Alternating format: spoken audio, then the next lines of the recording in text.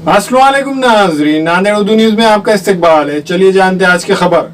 बड़ी खबर, 1 जून से रोजाना चलेंगी 200 नॉन एसी ट्रेनें, जल्द शुरू होंगी बुकिंग।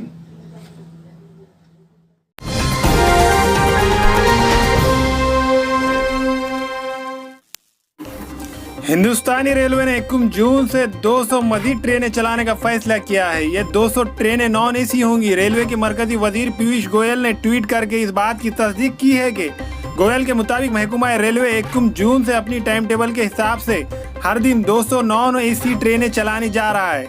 इन ट्रेनों की बुकिंग जल्द ही शुरू होंगी। हालांकि इसकी मुकर्ररा तारीख को लेकर कोई जानकारी नहीं दी गई है।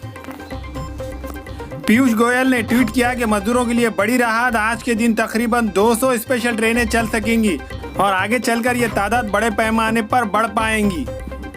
गोयल ने एक दूसरे ट्वीट में कहा कि इसके अलावा महकमा रेलवे 1 जून से टाइम टेबल के मुताबिक 200 नॉन एसी ट्रेनें चलाएगा, जिसकी ऑनलाइन बुकिंग जल्द ही शुरू होंगी। ख्याल रहे कि कोरोना वायरस के खतरात पेश नज़र मुल्क भर में लॉकडाउन की मुद्दत 31 मई तक बढ़ा दी गई है। ताहम चौथे मरहले के लॉकडाउन में कई सारी रियायतें भी दी गई है।